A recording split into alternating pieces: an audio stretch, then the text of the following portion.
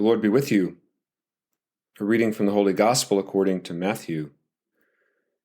When the Pharisees heard that Jesus had silenced the Sadducees, they gathered together, and one of them, a scholar of the law, tested him by asking, "Teacher, which commandment in the law is the greatest?"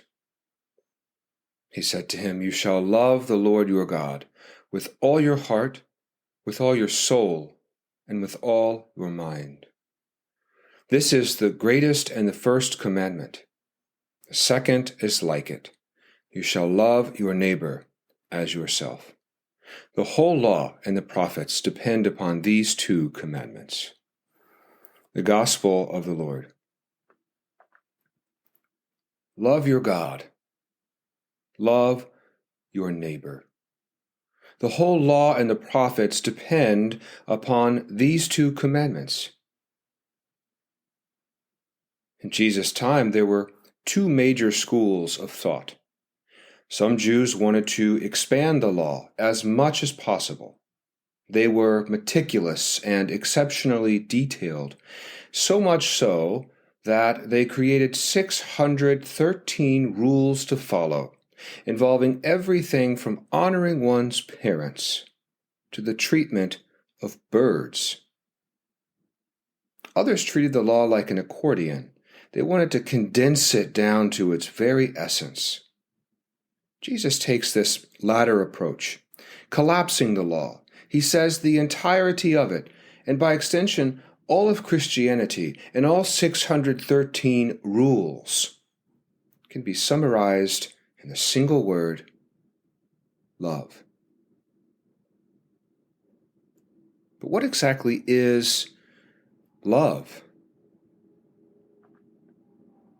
It's perhaps one of the most overused words in the English language, dulling its meaning over time.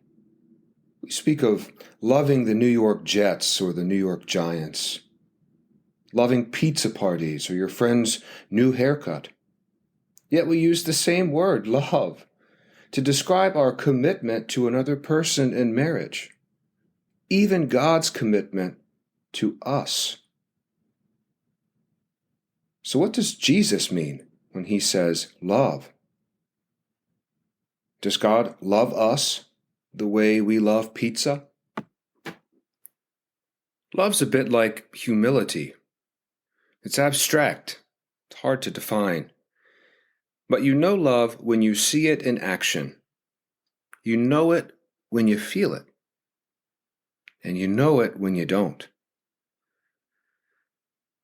Throughout the centuries, poets like Dante have tried to define love with varying degrees of success.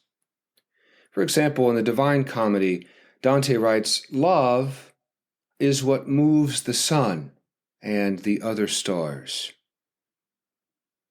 Nice, but a bit too abstract for me. I think Shakespeare, on the other hand, got it right. In one of the most famous scenes from Romeo and Juliet, young Juliet gazes down upon Romeo from her balcony and says to him, "Romeo, the more I give to you, the more I seem to have. The more I give to you, the more I seem to have." The happier Romeo was, the happier Juliet became. That's the very essence of love. The more we give, the more we have. Love opens our eyes to a world of we, not just me. Parents know this well. Think of how delighted you are when you see your children succeed.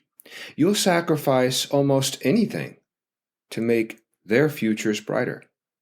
The more you give to them, the happier you become. Or the delight teachers experience when they teach their students how to read. Watching a child speak the story as they turn the pages of a book will warm any heart. Or the sense of meaning we find when volunteering to help the most vulnerable among us, knowing we made a difference in someone else's day, brightens our own. If Juliet is right, the more we give to anyone, the happier we become. That's why love fulfills the law. It's the force that moves the sun and the other stars. It motivates us to live in a world of we, not just me.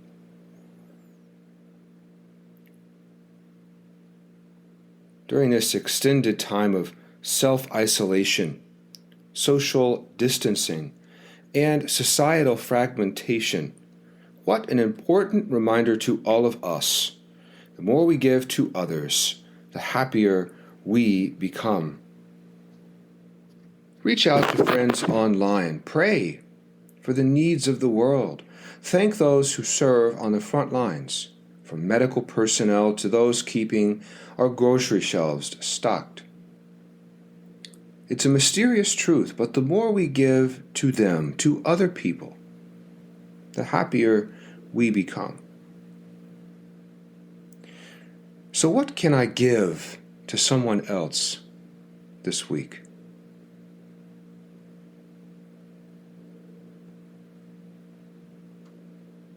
Even a smile, a wink, a word of encouragement may go a long way.